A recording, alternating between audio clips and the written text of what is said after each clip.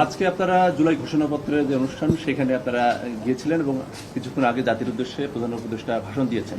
এই দুটো বিষয়ে বিএনপি প্রতিক্রিয়া জানতে চাই। ফেব্রুয়ারিতে ইলেকশনের কথা বলেছেন। ধন্যবাদ।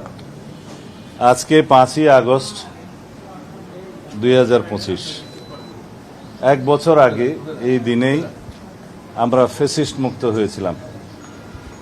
হাজারো ছাত্র জনতার রক্তের বিনিময়ে অর্জিত হয়েছিল বাংলাদেশের এই ফ্যাসিস্ট মুক্ত বাংলাদেশ। বিগত 16 বছরের অবিরাম সংগ্রাম এবং যারা রক্তদান করেছেন বাংলাদেশের মানুষের অধিকার আদায়ের জন্য, তাদের সকলের প্রতি শ্রদ্ধা জ্ঞাপন করি, বিনম্র শ্রদ্ধা জ্ঞাপন করি। বিগত 2024-এর জুলাই আগস্টের ছাত্রগণ অভ্যুত্থানে যারা শহীদ হয়েছেন, আহত হয়েছেন, দিনে আমাদের বিশাল অর্জন। আমরা দীর্ঘ 1 বছর যাবৎ বাংলাদেশের মানুষের কল্যাণে, বাংলাদেশের রাষ্ট্র ব্যবস্থার সংস্কারের জন্য আমরা অনবরত সংস্কার কমিশনগুলোর সাথে আলাপ আলোচনার মধ্য দিয়ে বাংলাদেশের জন্য প্রয়োজনীয় যে সংস্কার, রাষ্ট্র কাঠামোর সংস্কার, গণতান্ত্রিক সংস্কার, সংবিধানের গণতান্ত্রিক সংস্কার, তার একটা পর্যায়ে জাতীয় ঐক্যমত্যে উপনীত হয়েছি। সেটা আশা করি খুব শিগগিরই ঐক্যমতের ভিত্তিতে যথাযথ প্রক্রিয়া স্বাক্ষরিত হবে এবং আশা করি সেটা বাস্তবায়ন প্রক্রিয়া নিয়েও যদি আলাপ আলোচনা হয় সেখানেও আমরা অংশগ্রহণ করব। তার মধ্য দিয়ে জাতির যে ফ্যাসিবাদ বিরোধী জাতীয় ঐক্যমত্য প্রতিষ্ঠা হয়েছিল আগে, সেটাকে আমরা সমুন্নত রাখবো এবং এই ফ্যাসিবাদ বিরোধী জাতীয় ঐক্যকে আমরা শক্তিতে পরিণত করে এই জাতিকে এগিয়ে নিয়ে যাব এবং একটি শক্তিশালী গণতান্ত্রিক রাষ্ট্র, সমাজ এবং সরকার ব্যবস্থা প্রতিষ্ঠা করব ইনশাআল্লাহ।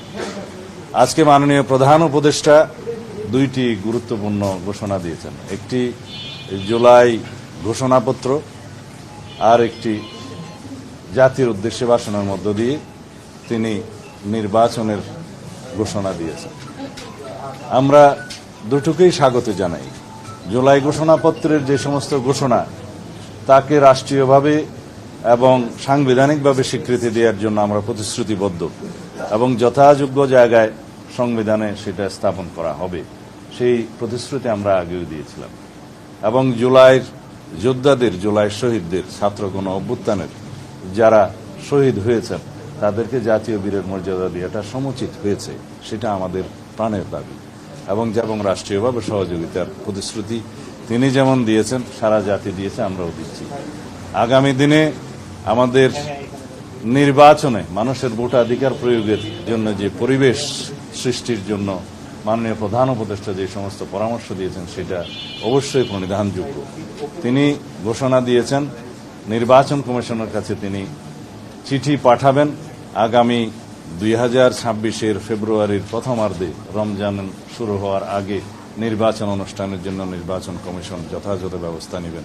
অবশ্যই নির্বাচন কমিশন তফসিল ঘোষণা করবেন যথাসময়ে, কিন্তু মাননীয় প্রধান উপদেষ্টা আজকে যে নির্দেশনা দিয়েছেন তার ভাষণের মধ্য দিয়ে এবং চিঠি প্রদান করবেন নির্বাচন কমিশনকে যা বলেছেন, সেই ঘোষণার জন্য আমরা সবাই অপেক্ষা করছিলাম এবং সারা জাতি অপেক্ষা করছিল। এর মধ্য দিয়ে বাংলাদেশে যে নির্বাচন অনুষ্ঠান নিয়ে যে একটি দুদুল্যমানতা ছিল বলে অনেকে মনে করছিলেন, তাদের মধ্যে সেই দুদুল্যমানতাটা রইল না এবং সারা জাতি একটি নির্বাচনমুখী পরিবেশের মধ্য দিয়ে যাবে এবং সেই নির্বাচনের আবহ সৃষ্টি হবে।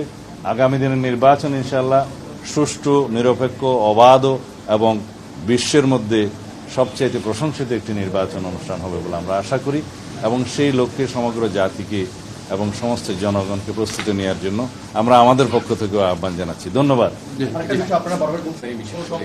আমরা মনে করি এই ঘোষণার মধ্য দিয়ে রাষ্ট্রে রাজনৈতিক স্থিতিশীলতা আরো বেশি প্রতিষ্ঠিত হবে এবং কোনো রকমের কোনো অনিশ্চিত পরিবেশ বা ব্যবসা বাণিজ্য বিনিয়োগে আর থাকবে না।